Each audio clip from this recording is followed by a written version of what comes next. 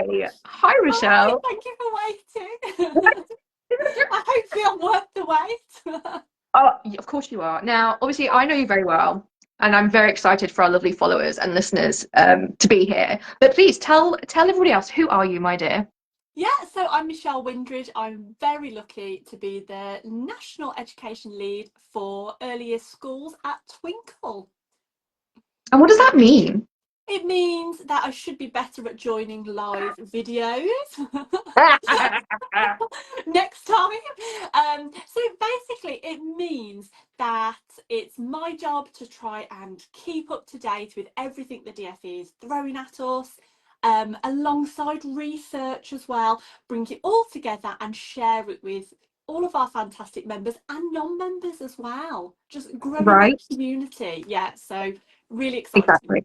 No, we're so lucky to have you because yeah, you've been doing things already. Like the way you get things out is crazy. You have been on Apart top from of these social updates. media, yeah. No, look, it's social media is its own world, but like I've been trying to get lists and things together of all the updates, and I was speaking to Michelle, and she was like, "It's all right, I've got it. This is what's happening. This. So let's help. Let's help the earliest community.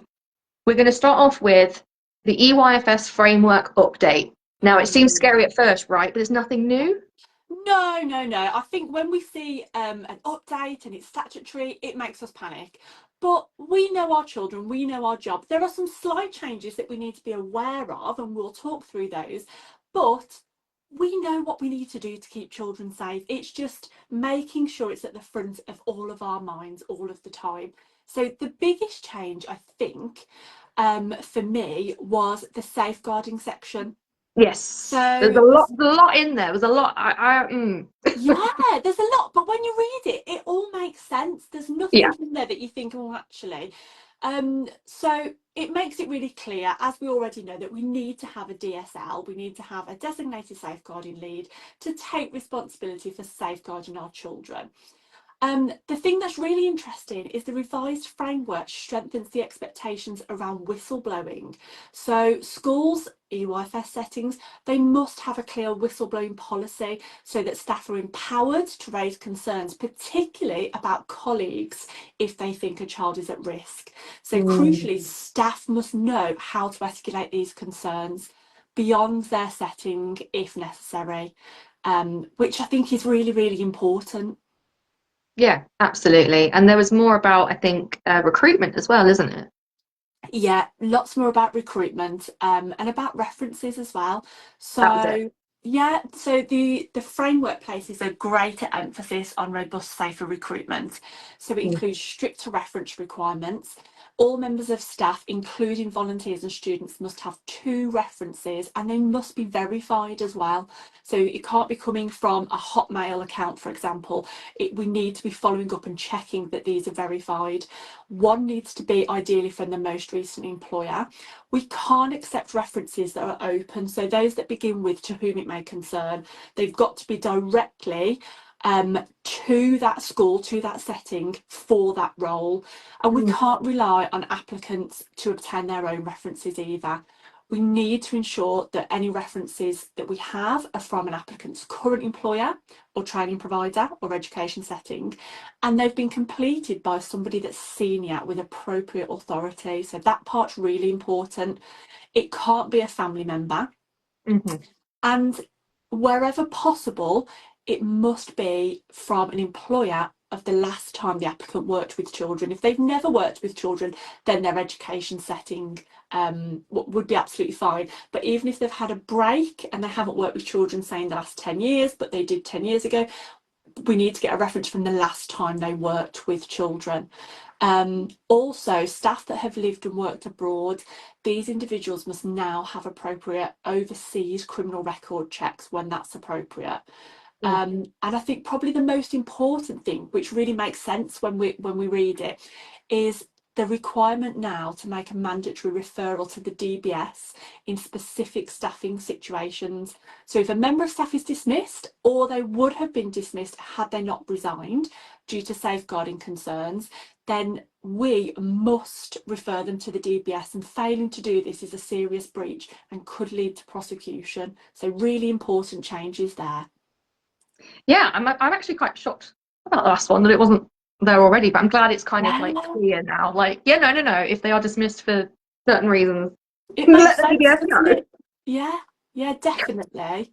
There's also, whilst we're talking about this, there's also a greater emphasis on monitoring children's absences as well. Yes. So it's making sure that when children start at our schools, that the parents or carers, they know that we will be chasing up absences and we will be Yeah. monitoring them. So they're fully aware from the start.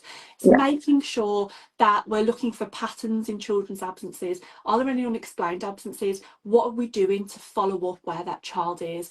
Yeah. Phoning the next of kin, then phoning other people on their contact list. Do you know why this child isn't at school? Mm. And really making sure that we don't just we don't just let that slide and things can fall through the net, as we've seen in high profile cases. Yeah, and I think a lot of the safeguarding updates, if you're working in like a group setting who also share this framework, Yeah, these are things that you already have in place anyway. But if you're an early years educator in a school, you're probably thinking, "Oh my goodness, do I have to do all this?" Go speak to the business manager. yes, Nine yeah, times out of ten, they're already doing this stuff. I yeah. think my mum was a business manager in my school, so I know They um, work so hard, they're amazing. their job is yeah, and they're very good at keeping up to date with all of this. So if you're Yes, worried, go speak to them. They probably know what to do. Now, next one in terms of safeguarding, safer eating. yes. Oh my gosh, so this is a big one, and this is Mm. crucial to ensuring that every child eats safely and that we as practitioners, we're fully aware of our responsibilities around this. So starting with first aid. Mm. The framework states that a staff member with a full paediatric first aid certificate must always be in the room when children are eating. So this isn't optional, it's a legal requirement, and the course that they've completed must meet the standards that are outlined in the framework. Mm. Most of us do this already, but before a child starts at the setting, we've got to make sure we're gathering information on dietary requirements, allergies, intolerances, other medical needs. But crucially, this needs to be shared, and that's often where we see issues arise when there's a breakdown in communication. So making sure that all staff that are involved in preparing and serving food are aware of this. And at meal or snack times, a specific staff member must be responsible at all times for ensuring that child's dietary needs are being met. So you've got Mm. a named person at snack time or lunchtime that is focusing on those children, which is going to be difficult to manage, especially I'm thinking back to being in a reception class. I was often on my own with 30 children, or I'd have a TA with me. But really, really important, and you can see why that's been put in there. Children must always be in sight and hearing of staff when eating. We know that choking can happen silently, so visual supervision is really important. Now, the guidance says that wherever possible, staff should sit facing children so that they can monitor their eating safely, prevent food sharing, and respond quickly to signs of choking or allergic reactions. I'm not sure how practical that is. I know in my reception classroom and the nursery that we had on site, we didn't have enough tables and chairs for children. No. I wouldn't have been sat there. So that's going to be something we really need to think about and consider, and speak to other settings as well and find out how they're interpreting that. Yeah. Because I think that would be something that I would really struggle with. It's not a statutory requirement, but it is a recommendation. So it's something Right. to worth. Yeah, I think that was really good to point out because I've seen a lot of conversations, and for people who are in the live right now, please use the Q&A in the comments. How is that impacting rolling snack, for example? And Michelle, I'm not expecting you to answer that. That's not a question for you, don't Yeah, worry. It's just like, how are our lovely Twinkl community, earliest community, dealing with something like rolling snack, where it was introduced to encourage child independence and things like that, and lots of other skills, how does this work alongside it? yeah, yeah. Okay, so then on the other side of that is there's nutrition guidance as well, right? Yes, yes. So the updated EYFS nutrition guidance, we know that schools play a crucial role in shaping healthy eating habits, and it's really important that we offer balanced, nutritious meals and snacks throughout the day. So meals and snacks provided in schools should include foods from the four main food groups. Can you name them, Shana? Do you know what the Yes, I four can. main? I know I you're. love that there's this like little game show. Is there a prize? The prize is I will remain on the chat and I won't abandon you again. Right, don't make promises you can't keep because you don't know Facebook Live might be listening and he might kick you out just because you said that. Okay, I should know this because I did do a YouTube video on this for I you. know, I watched it. Okay, first one, fruit and veg, Yes. starchy carbohydrates, Yes, well done. protein, and then dairy or alternatives. Yes, well done. Gold star for you. And portion sizes should reflect the needs of the child, so offering frequent smaller portions to meet their energy and nutritional needs. Water and milk should be the main drinks available throughout the day as Yeah. well. So that's everything there in a nutshell, really. Again, nothing brand new. I know that the thing around supervising snack time, maybe a little bit more clarification would be needed. But yeah, things that we're doing already. Yeah, and it was things like when it was saying like cutting up grapes and cherry tomatoes lengthways and quartering them and that kind of stuff. So I think it's just making it clearer and giving Yes. educators like the support they need to maybe go and get training if they haven't got it already, because they can literally go, no, in the guidance you need to Definitely. sending on this I course. always find it really incredible that we have all this guidance for EYFS, and as soon as we get to key stage 1, it's like, oh, off you go then. It's like this should be throughout the whole school. Yeah, and I think it will. And you know what? We always say this, but like early years is kind of like, this is how you should do it. So Yeah, be more early. So maybe definitely. we're just starting, a new trend. We've got a lovely comment from Lisa regarding rolling snack. For her, it means a TA will have to be inside because they are the first aid trained. So there'll have to be changes to the free flow timetable for Lisa, which is, I'm sure, going to be the case for quite a few practitioners. Yeah. I No, thank mean, you. it's Lisa, I feel your pain, and it's frustrating that this guidance only sort of was released last week and schools are breaking up. Right? Yeah, oh, that's helpful. Thanks for that. Yeah, Mm. thanks for that.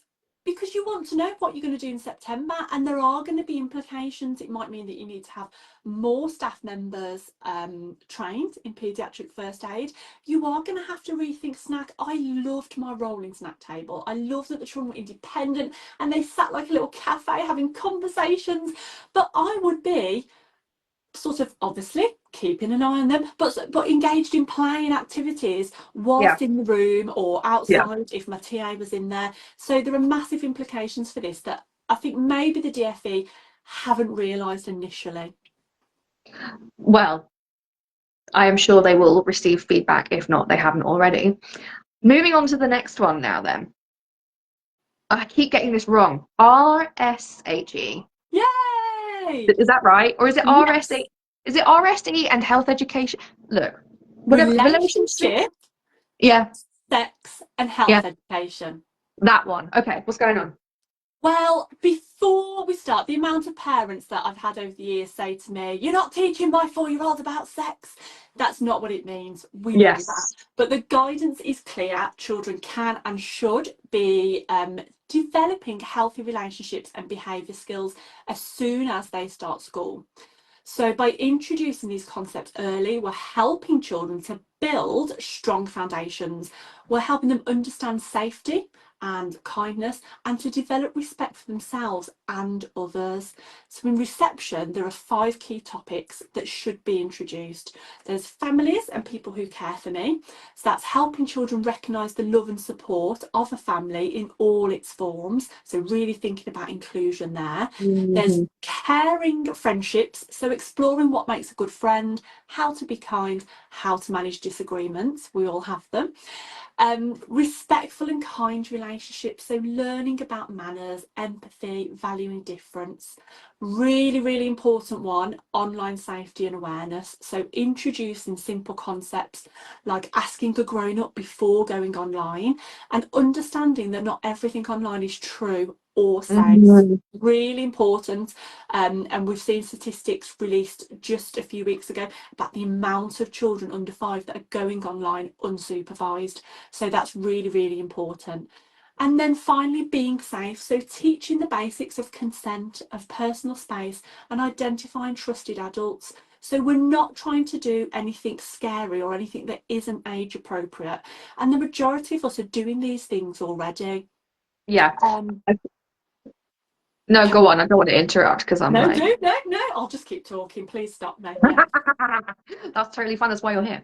Okay, so two things. One, isn't it scary about how like some 4 and 5 year olds can use technology, iPads, more capable than me sometimes. I mean, it's definitely something that I'm really glad is in the framework in terms of supporting families in that, because I remember when I was doing some training on it when I was a teacher, it was like it only takes a child 5 clicks to find something that is inappropriate for them on the internet. 5 clicks away. It's just 5 clicks away. And say if they're, on a video streaming site, and then they click on the little list next to it and they keep clicking, and because it's supposed to be related videos, where have they gone? It's terrifying. And I mean, my generation, I know I'm much older than you, but this is still relatively new. You're very kind. And this is still relatively new to us. So we've got to educate ourselves as Yeah. parents and as educators as well in how to keep our children safe. I saw on the news this morning there was some research that had been released about just how desensitized our young children are to seeing harmful material because they're that used to it. So this is a real welcomed addition to the framework guidance. Yeah. And I think alongside the keeping safe one, obviously, like you say, I distinctly remember when I had to tell my parents that we were taking, the reception class was taking part in sex, RSHE, sex ed. They saw the word sex and were like, whoa, what is going on? And we followed a scheme of work that went from reception to year 6 about RSHE. And I had to have that conversation with them because it does sound scary as a parent. Like, why are you teaching my 4-year-old about sex? What?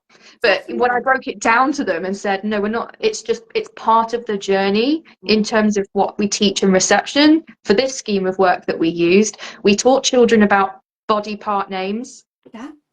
Like, we call an arm, let's call a vagina. Like, it is what it is. It's a body part. So important. And it's really important because in a horrendous scenario, and we don't want to think about it, but it could happen. We have to think about children who are being safeguarded. Perhaps they are being abused. And if they are not able to name the body part that is being abused, it is less likely to have support legally, everywhere else. And there's so many implications. So to be able to name the body part and know which body parts are private, boundaries, consent, what to do if someone has crossed your boundary in a particular body part, all that kind of stuff. That is what we're teaching children. As soon as I shared that with my families, they were like, oh, right, okay. It's like, yeah, that's as far as it goes. Like, we have to unfortunately safeguard our children and empower them to have the right words to say when boundaries are crossed and they are not safe. So this is nice to see that it is like sort of being included in that way, and that it does sound scary, but it's for me not something new because I was already following this kind of scheme before. But Lisa's made a good point in the comments. There could be an implication for some schools financially, actually, because of this, because like when I was in school, we had to buy into a scheme of work. Yes. To use, to sort of include this in the curriculum. Yeah, I mean, definitely. And we will see companies jumping all over this, trying to sell us subscriptions and things like that.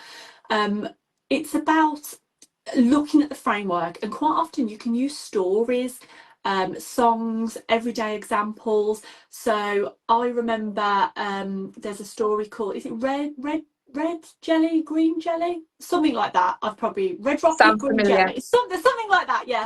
And when you read it, you wouldn't think, oh, this is teaching about relationships and sex, but actually that's the background message. We don't have to be explicitly talking about about relationships and sex. It's just making sure that that message is always there about what a positive relationship is, Yeah. what feeling safe and comfortable is, and that that's embedded in lots of different contexts throughout the Yeah. classroom environment, Yeah. rather than feeling pressured to buy into a scheme. So Yeah. I hope that helps. No, that's really helpful. Thank you. That's why you're here. Thank you so much. Okay, so we're going to move on to a new scheme now, brand new framework that was introduced, the writing framework. A lot of talk about this on social media and on the internet, but what's your summary or a bit, Michelle? Yes, so when I first read the writing framework, I was a bit like, what's the big deal about? It's nothing new. We know reception is really important.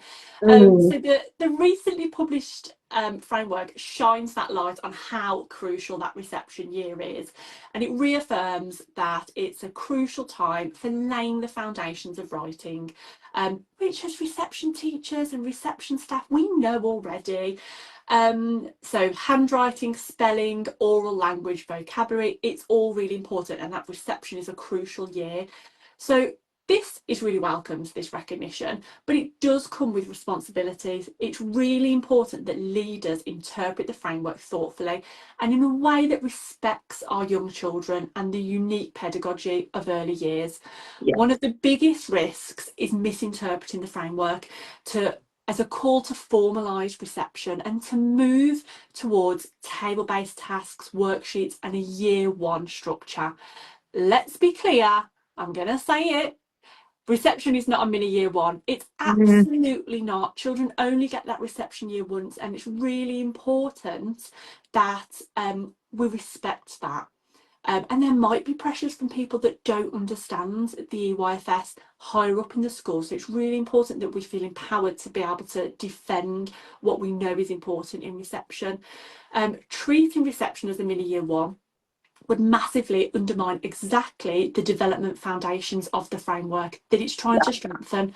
It's not about pushing writing earlier, it's about doing it better with developmental appropriate approaches. So at the heart of it lies trust. We have to trust our reception teachers, we have to trust our early years practitioners who understand how children learn best. That's not necessarily, or not ever, in my personal opinion, going to be printing off loads of worksheets on copy and handwriting patterns.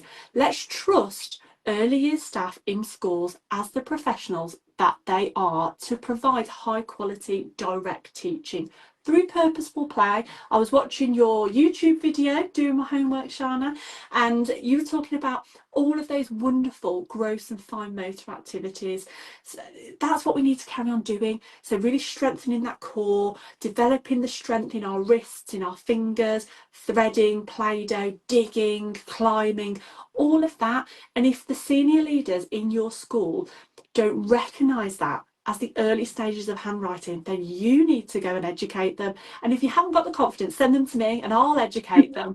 I'll tell them. If I can get online and join the call, then I'll tell them. Because we know that before a child can write, they need gross and Yeah. fine motor strength to control a Yeah. pencil.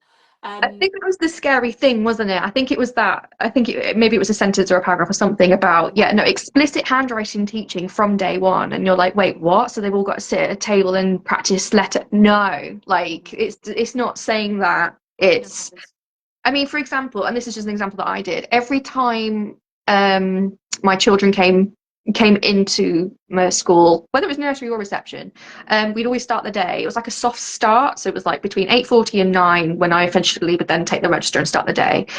We'd have busy fingers. We called it busy fingers, and it would just be tables of different fine motor activities to strengthen writing and handwriting skills. If I was still working in a reception setting today, I would use that as a justification that I'm already doing explicit handwriting teaching lessons because I've got that in my timetable of I'm doing busy finger work in the morning.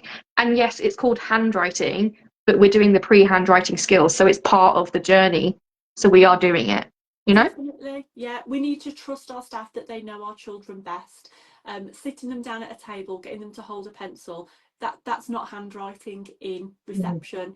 It might be for some children, it might be Mm. towards the end for some children, and that's absolutely fine, but it's not for other children. And we need to make sure that even if children are coming in holding a pencil and able to write their name, fantastic, but that we're still giving them opportunities to strengthen and develop their core, their fine motor skills as well, because that's going to help them later on. And thinking as well, writing isn't just about the physical mechanics. We need children, they need time to talk, to move, to explore, to think. These aren't distractions from writing, they are the foundation. So really, really important that we're not abandoning play. We're not turning reception into a mini year one. No, no, no, no, no. We need to put that on a t-shirt for you. I feel like this is like your Yes. slogan. Shall we do that? Yeah, definitely. Oh yeah, I could retire, sell it, retire. That'd be great. Yeah, so the framework, it could be interpreted in several different ways, but Yes. it's clear that we need precise teaching of writing skills, but Yeah. ways that are evidence informed, and we know what that says. Yeah, I think that is the biggest worry from what I've been seeing on social media and our lovely customers and followers that have been contacting us. It's the fear of the interpretation. We as early years have interpreted it. You know, we can still be child-centered, we can still, and we're already doing these things. The worry is if we have a senior leadership team who are not trained in early years or familiar with early years, the misinterpretation that could lead to this. So as Michelle said, send them to Michelle, or we're going to download this live and we're going to upload it on the podcast. So, you know, this is CPD for everybody. Like, point them in this direction, go and speak to other settings, like Michelle said.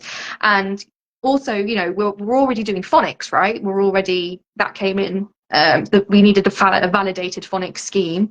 I'm pretty sure that 99%, if not 100% of all the schemes or teachings that we use for phonics include some sort of skywriting, you know, something alongside it. So you probably already doing it. Exactly. Yeah. Don't start doing formal handwriting lessons. Don't do it. Well, you heard it here first, people. Okay, so we've got a couple left. Then we have the rest of them, either they're not like new updates, or they're so new we haven't really got a lot of information yet. So it's probably going to be short sections for these bits. But Bridget announced that next year was going to be like the National Year of Reading. Yeah, so really exciting. The DfE and the National Literacy Strategy are working together.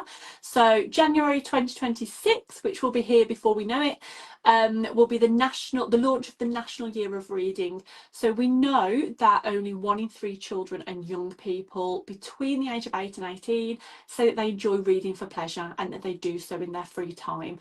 So the aim of this is to promote reading for pleasure and to support individuals of all ages to unlock their potential when reading. And now obviously the research that was shared when promoting this National Year of Reading is for children aged 8+, but we know we can get children involved in that way earlier, and how important that is as well.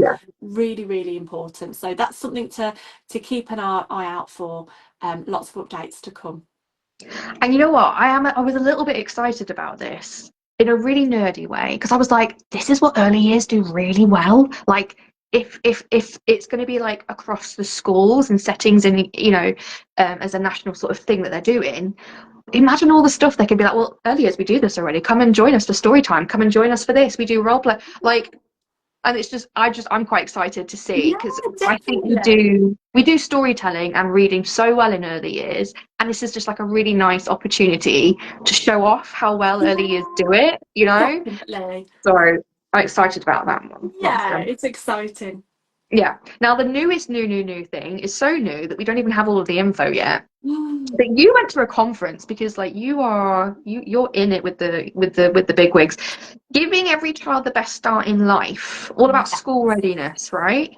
Oh yes, school readiness. Oh, that's maybe a chat for another day. That's a chat for another day. Too much to say. So giving children the best start in life, a DfE document emphasises what we already know, how important early childhood is, and it recognises that a child's background should not determine their future potential. So to achieve this, the plan focuses on 3 core pillars: strengthening family services by launching new Best Start family hubs, Expanding affordable and accessible childcare, so we've seen the new 30 hours funding come in, and raising the quality of early years education with more specialist teachers and evidence-based programme. So the goal for this, for the government, is that 75% of children will be school ready by 2028. I would argue that schools need to be child ready. Yeah. So I'm just ignoring that statistic, because what does it even mean? The But term that's, school readiness is a tricky one, isn't it? I think I've already done a podcast episode on school readiness for the Twinkl Talks EYFS podcast, sort of debunking it, and it's like schools getting ready for children is actually, you know, because things have changed so much. I know we've probably sick of talking about it, but you know, COVID did have an impact on yeah. children's starting points, so the starting points have changed. So you know, schools need to be ready for that. Definitely. And I think people that are working in EYFS, we know that already. We know that we don't need a list of things children should be able to do when they start. If my children were starting school, I would be a nervous wreck if I thought they had to meet a list of criteria before they started. It's just ridiculous. But Mm. what's behind that ridiculous statistic, I think, is positive. It's about a plan that aims to break that link between disadvantage and educational Yes. outcomes. So that's what I'm taking and running with from that. Yeah. I do truly believe there is like good intentions behind it. It's just the interpretation, yeah, maybe a little bit. Yeah, the glass is Listening half to full. yeah, Yes. yeah. So in light of that, then we'll probably move on to the second to last one. Obviously the school nursery expansion has already begun. Like phase one is this September, right? So what's Yeah. happening this September and what could happen next? Well, yeah, so it's a busy one. Last year, the government made capital funding available to help schools expand nursery provision to include places for 2-year-olds. Quite a controversial decision for many reasons, which I'm sure you can read about or you've heard about already. The aim of this was to support the delivery of the expansion of entitlements. So this funding is designed to help schools make the necessary adjustments. Sorry, I've just had something fall on me. To make the necessary adjustments to their buildings or facilities to accommodate younger children. We anticipate that the next round of applications for the next pot of funding will be open in the autumn. However, we've received reports earlier this week suggesting that a third of the settings that have received the funding to open this September are not ready to open and won't be opening on time. So this may impact progress. So it's just a watch this space situation, really, yeah, for updates. Yeah. And if you're one of those schools that are taking on school, like expanding or taking on nurseries this year in light of this whole change, please let us know how it's going, and like what your barriers are, or what's been a success. I know this is really new, right? This is the first time this has ever happened. I remember looking at a school website, and they've already put on their website that they've got a baby room in their school ready for September. And also, if you are a school that's going to be looking at the next round and would like to apply, yeah, let us know and tell us what your experience is. And Michelle's very on it. Once we hear that there's a next phase or the next step is open and ready, we'll let you guys know so that you can be as informed as you can as well. So yeah, it's a lot. Okay, one last thing, as if we haven't done enough changes. Assessment now, the statutory reception baseline assessment. There's been a couple of updates for this year. Yeah, definitely a couple of updates. So we're moving to a completely online approach now. So to administer the baseline assessment, every reception class will need 2 devices. One needs to be a touch screen device for the child to answer questions, so there's going to be no paper based assessments whatsoever. It's the same protocol. You've got 6 weeks to do it. The child has to do it 1-to-1, and the same we're expecting the same sort of questions as well, in the same format that we'll be following. So if you haven't got your devices already, then that's something that schools are going to have to fund or borrow from other areas of the school, and you can log on to the DfE website to register as well, and then you'll be sent all of the links. So that's really important to do. Yeah, it's like a new portal now, isn't it? It all goes through this portal. Yeah. Okay. I mean, if you've got the devices, potentially it could be easier. You're not going to have loads of bits of paper. You could argue we're trying to encourage children to use screens less, and now we're introducing a screen-based assessment. But yeah, either way, it's happening, and that's how it's going to be this September. All right, lovely, thank you. And like we always say, when we hear something else, we will let you guys know. We've got loads of stuff that'll help anyway. Sadie has decided, my dog, that she would also like to give you some like mental support, you know, some solidarity in this. There's been so many changes, and we're really grateful to you, Michelle, that you've been able to sort of walk us through them, make them seem not as scary as they first appear, and break it down for us. So thank you. It's been a pleasure having you, and I'm so glad that it actually finally worked. Thank you, Facebook Live, for actually liking us today. Thank you for having me. Thank you for waiting. No, it's completely worth it. And for our lovely listeners and followers, if you have any follow-up questions or discussions, or you've got anything that you would like support with, like we at Twinkl are always here to help. So you can follow us on the social media. You know, we're on Facebook anyway, but on Instagram, TikTok, X. You can also have a look at our podcast as well. We've got other episodes to do with similar things like nutrition. We've got a nutrition podcast episode coming, and we've already got a school readiness one. Loads of things. Check the website. Just contact me and Michelle as well. We're here for you. It's not helpful. My smiling face? No, kind of. All right. I will let you go. Thank you so much, everyone, for joining. Have a wonderful day. Bye, everyone. Bye.